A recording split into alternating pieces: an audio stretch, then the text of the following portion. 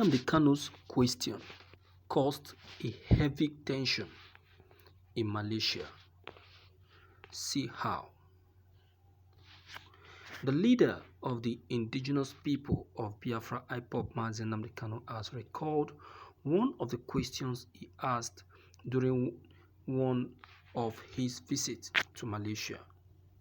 Nnamdi Kanu, who has toured the world seeking help for the actualization of Biafra, has remained adamant despite reported having setbacks.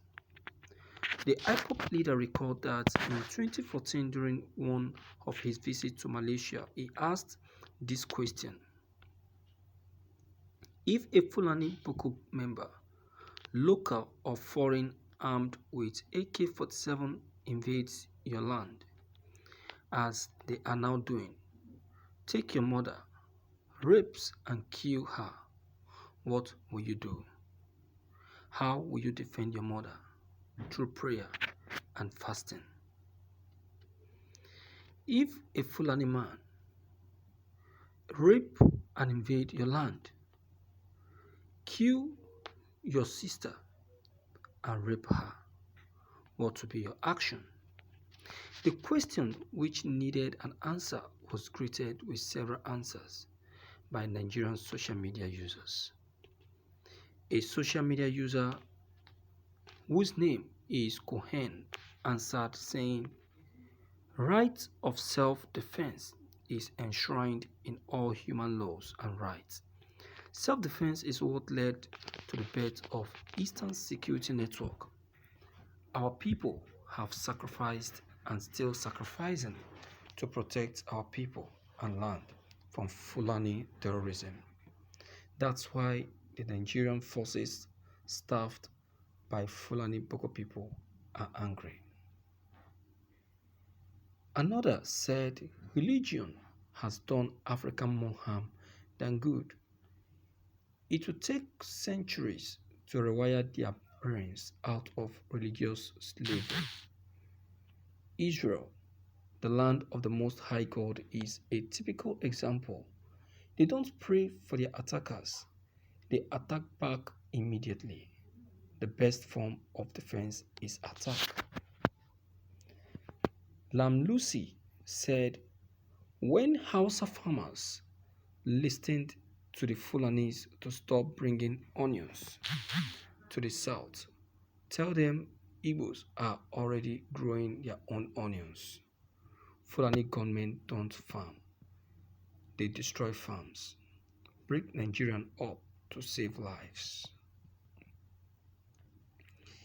My dear viewers, you see, nowhere you will go in the whole of this country that you will not hear about Fulani terrorism. Fulani terrorism has covered the whole of Africa. I'm talking about the whole of Africa, not Nigeria here. Nigeria is an understatement. Do you know that even in abroad, Americans are also complaining of Fulani herdsmen?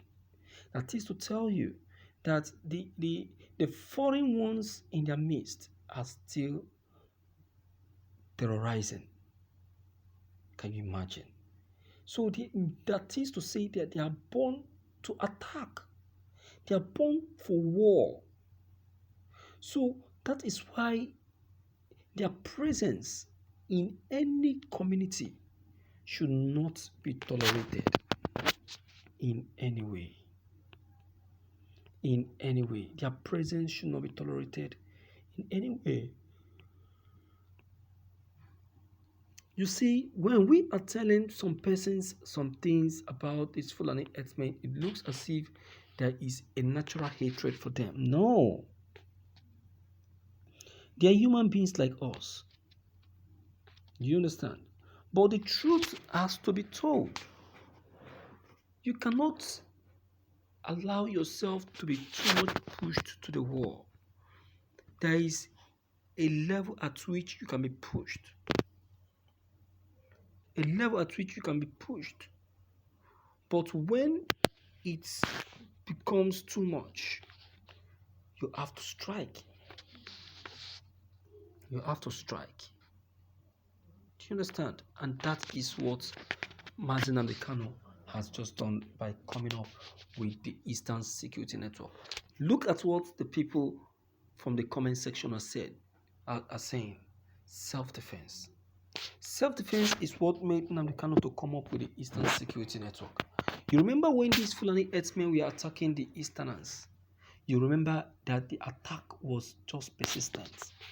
They were just doing it persistently, and our governors are doing nothing about it.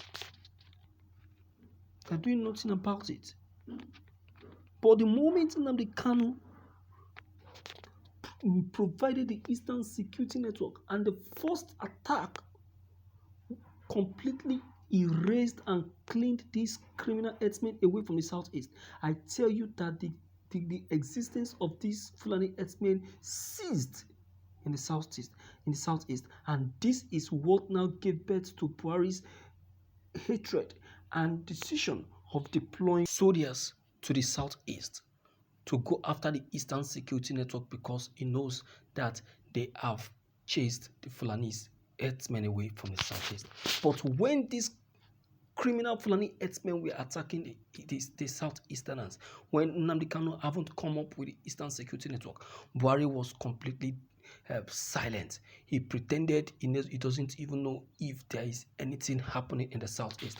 Our southeast governors, they kept playing along.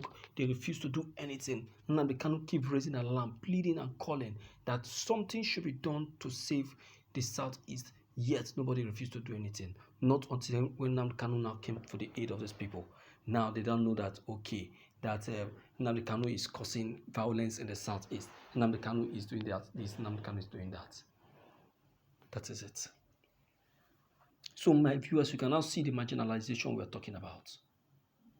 So Nnamdi Kanu raising that question in Malaysia, he really want to know if the people are, if he really want to know if he is at wrong or at right in what he has done. He really is trying to weigh his actions and know if really is on the right track. Let me hear from you from the house to know what you have to say about this.